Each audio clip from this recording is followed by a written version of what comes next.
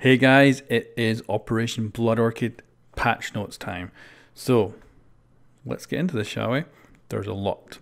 So they're coming out September 5th. So season pass holders will get them on September 5th, and everyone else a week later for like 25k renown and some R6 credits if you want to purchase them with money.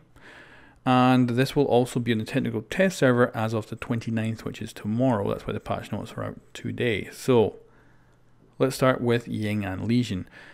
Let's have a look at their loadouts.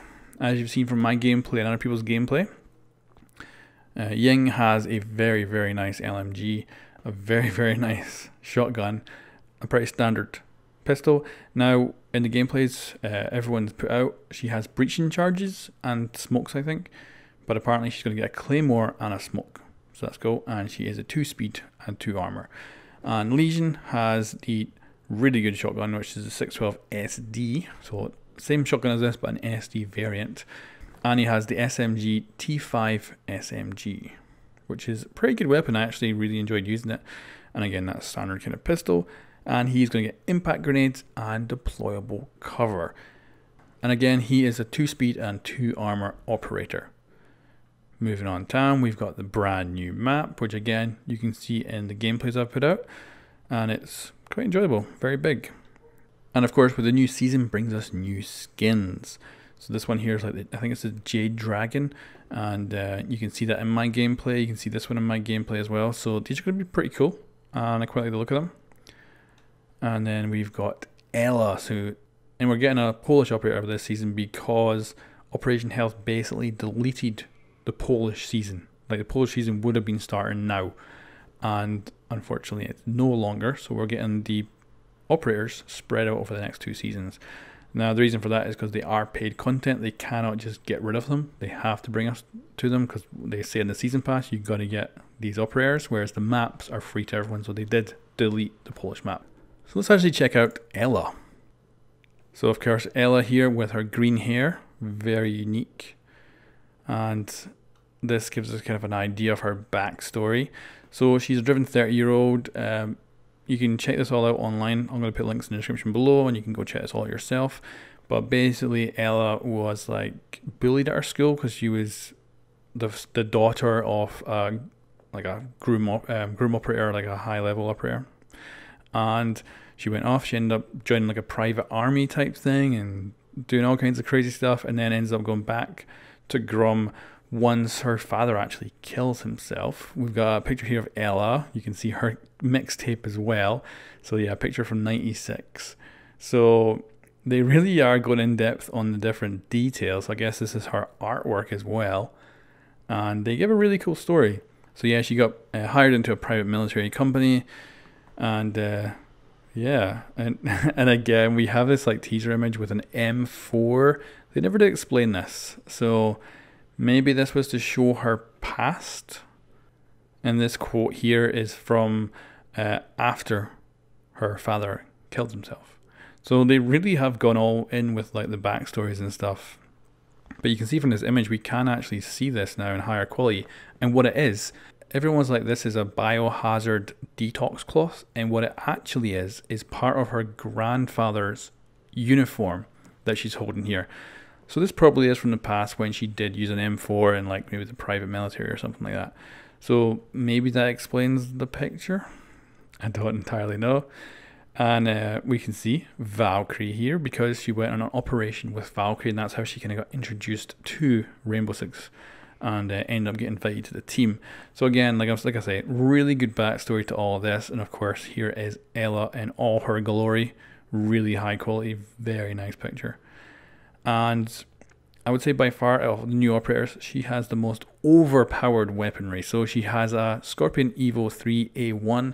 It comes with a 50-round magazine in the game. It is crazy, even though it's only modeled with a 30-round magazine.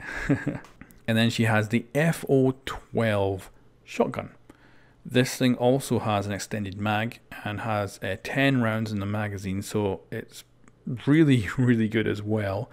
And then for secondary, she's got the RR15. This comes with its own red dot sight, and the laser attachment for it is green, so it's pretty damn cool. And her gadgets are barbed wire and impact grenades.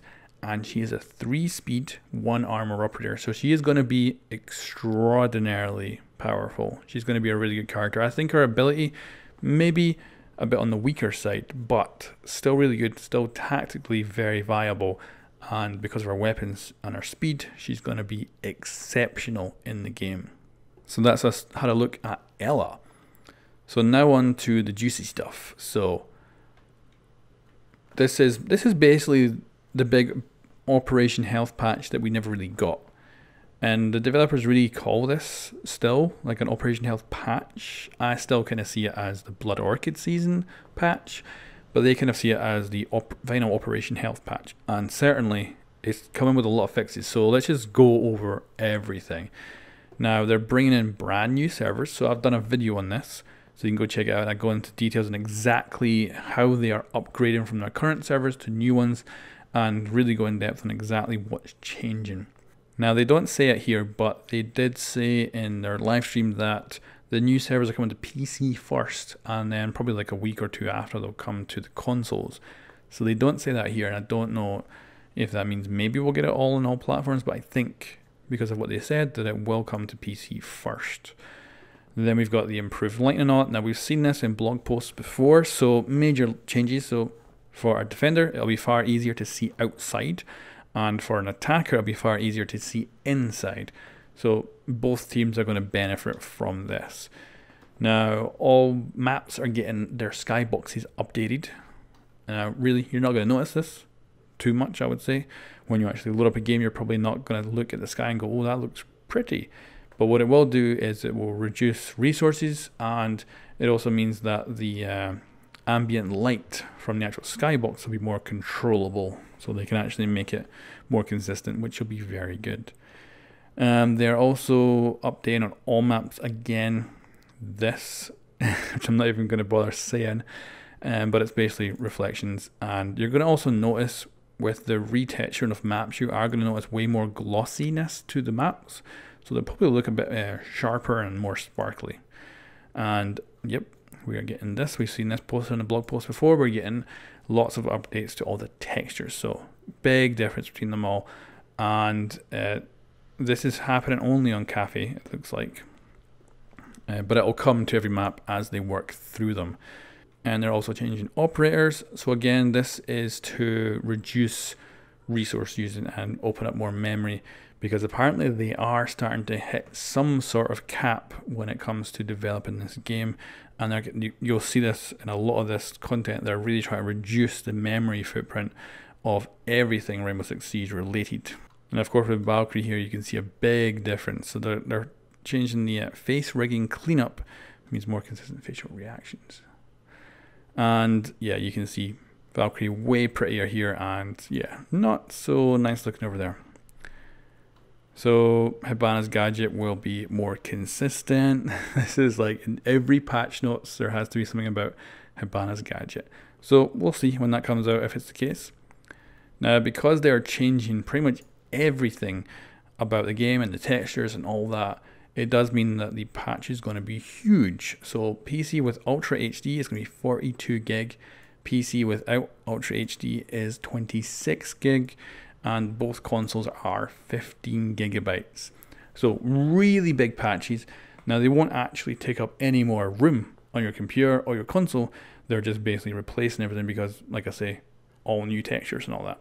But if you want to play this on launch day, September 5th, and you need to potentially download 42 gigs of data and your internet might not be that great, you might have to kind of think about potentially downloading this for like a full day or something, or you know, these could be easily over some of the data limits you're actually allowed on your internet connection. So good luck with that. And yeah, this is going to reduce the actual amount of space Rainbow takes up on your hard drive, so that's good. And it will also make your loading times faster, which is also good. Although of course with so many PC configurations, it could be that you're going to have someone on your team who has a really low spec computer with a kind of hard drive that's going to take ages to load up. But on consoles, they're seeing about 10% faster loading times for matches, which is a nice chunk of time. Now, this one I'll take with a grain of salt. It's hit registration and high ping. Pretty much all the bunches of patches for the last while have all kind of had something related to hit registration or something like that. So we'll just have to wait and see. Of course, we're bringing in the new servers, so we might actually see stuff work out. And yeah, as you can see here, they're kind of planning to make it so that people with unstable connections are going to be at a disadvantage now rather than being at an advantage before. So as you see here, they're going to try and favor people with stable connections. So it might mean that as in, if you've got a really bad internet connection or you're on a data center that's really far away or something, you might end up at a disadvantage against someone with a better ping, whereas it's been kind of the flip side of that so far. So we'll see, and we'll see this combined with the new servers and all that. We'll just have to sit back and wait and see how it's actually going to play out. Then we're on to the general tweaks and improvements. So they're introducing a brand new smoke. Basically what they've done is, instead of the smoke being transparent and be like multiple layers, it's now going to be like a solid thing. And this means, and you can see it in my gameplay videos, that even if you just have a little bit of smoke on your screen, it'll block the entire view. So it should mean that if you're in that smoke, you will be invisible, or the enemy won't see you. And because it's more powerful now, they're going to give operators just 2 of these. And that should be interesting to see how that plays out as well. Again, we should wait for the actual patch to hit to really kind of test all that stuff out, but it's good. And new game design update on ACOGs for defenders. So I did a video on this a while back and everyone thought it was a fake, but it was real. And yeah, the Jaeger and Bandit are indeed losing their ACOGs. And they give this reason here. But basically, Jaeger and Bandit are really good. Like there's Jaeger and Bandit mains because they're really goddamn good. And we will actually see there's some really interesting and powerful buffs for Bandit further down in the patch notes. So yeah, they're just trying to basically nerf the really fast operators and bring your 3-speed defenders up a touch. And as you can see here, in the future, they will never introduce a 2 or 3-speed operator that has an ACOG. The ACOGs will only be on the slowest operator type on defense. Now they're also redoing the weapon fall off of damage. So it used to be inconsistent. So like we've got this weapon, which was 0 to 18 meters, and then it started the damage to fall off, and this one was 0 to 28. So they're just basically kind of trying to make this a bit easier to understand. So marksman rifles will start their damage drop off at 25 and they'll end at 40 meters. Now 40 meters just means that that's where the damage reduction stops going down. So if it still does like 15 or 20 damage at 40 meters, it'll still do that at 50 or 100. It just keeps going. The LMGs are the same, 25 to 40. The assault rifles are 25 to 35. And submachine guns are going down to 18 meters and they'll stop at 28. Machine pistols are the same, interestingly, which damage drop off will start at 18 and end at 28. And pistols will start their damage reduction at 28 meters. And they're not doing anything to shotguns, so not going to do the same drop off. And then probably the real reason for this is that the pellets don't actually go like past, I think it's less than 10 meters from my testing. So they don't really need to add that in. And then we've got some ammo balancing. So basically people are just getting a few extra magazines. So the AR-31's getting 1. Let's see what's interesting in here. I think it's pretty basic. Hawkmill's always complained that this weapon didn't have enough rounds, so they're getting an extra magazine. And yeah, not too fancy. You can now deploy 2 drones at the same time for attackers, which is going to be good. And it probably means I'll actually change how I use my drones. Usually my first one's like a suicide drone. I get it in the objective, I try and find everything out. I don't usually worry about it getting destroyed. Now I might actually find the objective and then run away and put it in like a really strategic position, watching like a place that a roamer would come from. And then the other drone will be for actually droning out people and attacking objectives and stuff like that. So that is going to actually change how I use drones. So pretty cool. And potentially powerful, but I don't think many people will actually use them that well. Then we've got the canal spawn kill exploit. So this meant you could spawn kill someone immediately as they spawned. So that's gone. And first person camera position will now be more closely aligned to third person. Confusing title there, but what it means is, and it used to be that the first person perspective was like above the head back in the day. So if you were coming up some stairs, the person at the top of the stairs might not actually see you, and you could shoot them before they would see you. So they realigned the actual place you look from as your first person perspective more in line with the head. And it looks like they're just kind of tweaking that some more so that hopefully you'll always see the person who shoots you. Because obviously it's really bad if you're looking like down a hallway and then suddenly you die and it turned out they were down that hallway but you didn't see them. And then we've got a shooting feedback system is now more accurate. So this is basically just improving like tracers and stuff like that. And it basically comes from this guy. So this YouTuber, CS. So go check his YouTube channel out, guys. He apparently helped with the game, so I would go check him out. Non-replicated debris. So this is just basically making it so that both players see the same debris, which is good because sometimes something will fall down in front of you. You can't see through it, but the enemy can see you because that debris isn't there on their screen. Okay, that'll be good. And debris from windows and stuff like that, and bits of anything you knock over will hopefully no longer get in the way of gadgets. And apparently, I think they got stuck in castles. Yeah, so they got stuff like stuck into castles. Player comfort. So defender's vision filter is removed from going outside. Cool. And this is cool. Priority on observation tools for a live player. So instead of having some AFK guy who's dead on the camera that you can no longer move, you being an alive player means you can actually move that camera. That's really cool.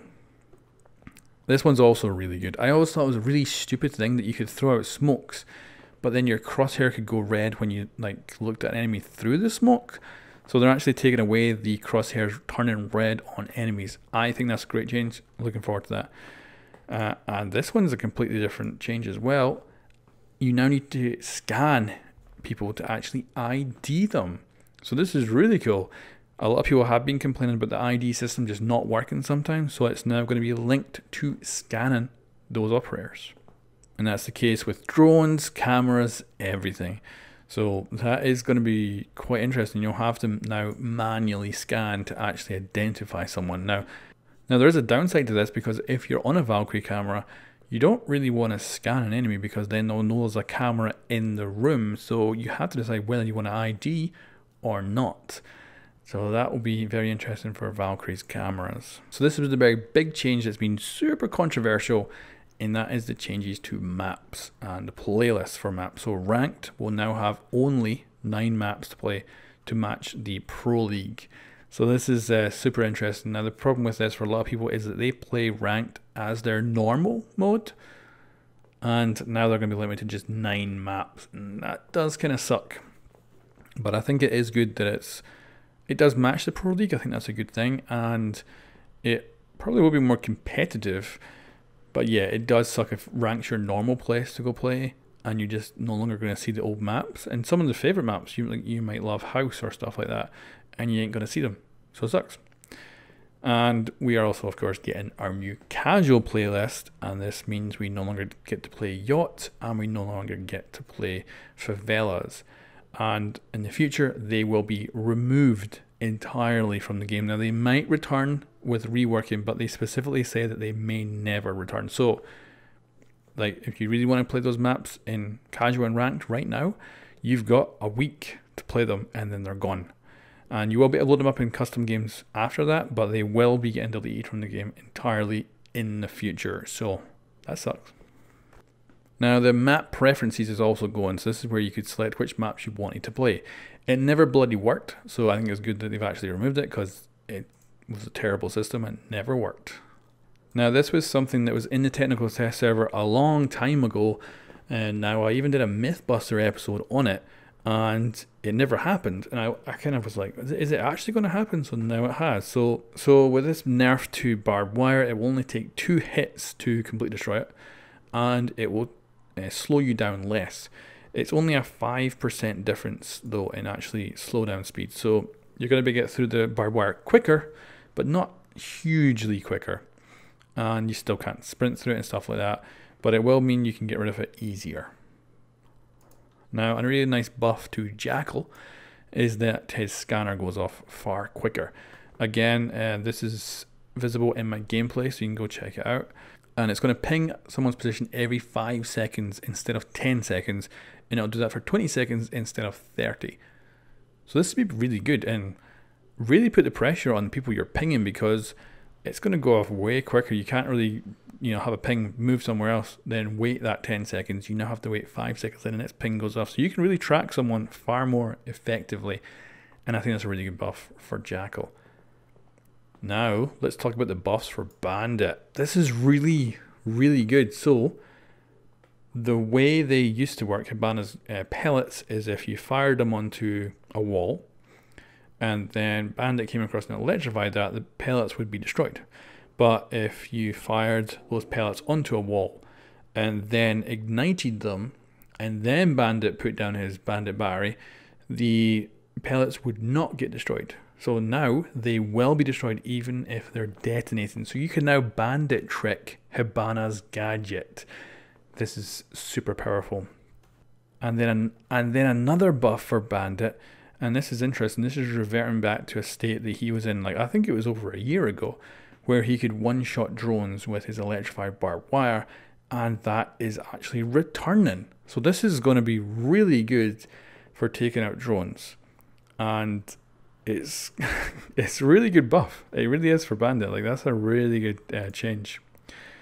Now, this one's odd because it says IQ doesn't detect friendly gadgets anymore. That was already in like the previous patch because I did a Mythbusters on that, so that definitely was already there. But she'll now be able to detect yokai. Now, she can also detect all the new traps from the brand new operators as well.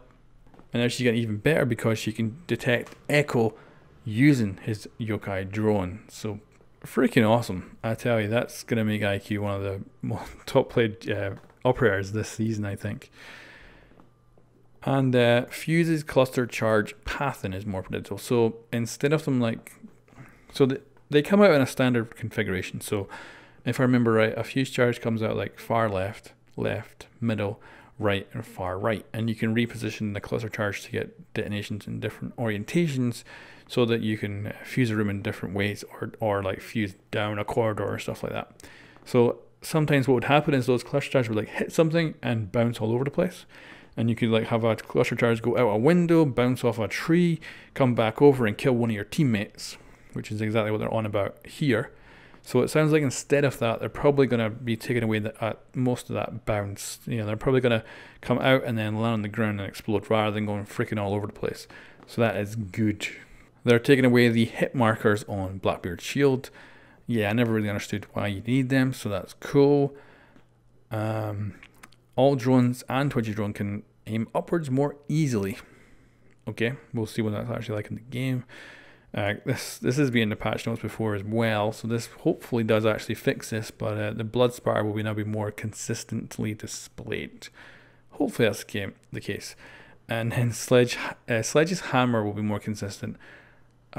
We'll see. I've also seen this in the patch notes before, and it's never really worked. Like you go up to a wall, you hit it, and you take out one part of the wall, and it's like, for fuck's sake, it's still solid on the other side. So hopefully that will actually be the case, that the hammer will be more consistent. We'll see when the actual patch comes out. So then we have the main bug fixes. Now, I'm not going to go through every single one of these because, as you're going to see, there's a lot. So like, this is the proper Operation Health patch that we probably should have had like last month, but there is tons. So let's just kind of go through this, and these are the gameplay ones. So yep, quite a lot. Then we're on to operators, and there's some interesting stuff in here. There is, I would say, some filler bugs in here. Like there's quite a few talking about headgears being over memory budget. I wouldn't really call them a bug that's going to make a difference to a player, so I don't know. That kind of just buffs up the amount of bugs they're fixing. Anyway, we keep going through that. All the different operators. Echo is really getting some love. Like, even his hair is getting fixed. Got Frost, Fuse, Glass, Hibana, IQ, Jackal, Capcan, Mira, Montang, Mute, Pulse, Rook, Sledge, Smoke, Janka, Thatcher, Thermite, Twitch, Valkyrie. Tons of bugs. Then it goes into game modes: custom rank, terrorist hunt, hostage, casual, caster camera, no idea what the hell that is, situation, security area, bomb. Then we're on to level design. We've got yacht, tons of skyscraper fixes, border, chalet, plane, clubhouse, university, house, canal, consulate, coastline. Look at how many fixes are in coastline, for crying out loud. Hereford, Oregon, bank, cafe, user experience. My god, look how much there is. Holy crap. Yeah, so yeah, there's a lot. This is by far the biggest bloody patch that Rainbow has ever seen. And it really is the culmination of everything from Operation Health, and hopefully does indeed, mean that we're going to have the most bug-free game we've ever had. I don't want to regret saying that, but hopefully this is the case. So there's a link in the description. You can go check out all these bug fixes, and you can go check out Ella's new kind of backstory and all that, which I think is really cool and gives us a real insight into the characters. I like these kind of backstories that they've been adding to the DLC characters now. I think it's kind of cool, and I like how they work with Rainbow teammates before they then join up to Rainbow. It's all cool. But anyway, guys, that is the patch notes for Rainbow Six Siege Blood Orchid. It will be available tomorrow on the 29th for the technical test server, and then it will come out on all platforms on September 5th. Season pass holders will get access to the new repairs on September 5th, followed a week later that everyone else can purchase them for 25k renowned, or whatever the Rainbow Six Siege currency number is for them as well. So anyway, guys, thank you very much for watching. This has been the longest patch notes video I have ever done. Catch you next time.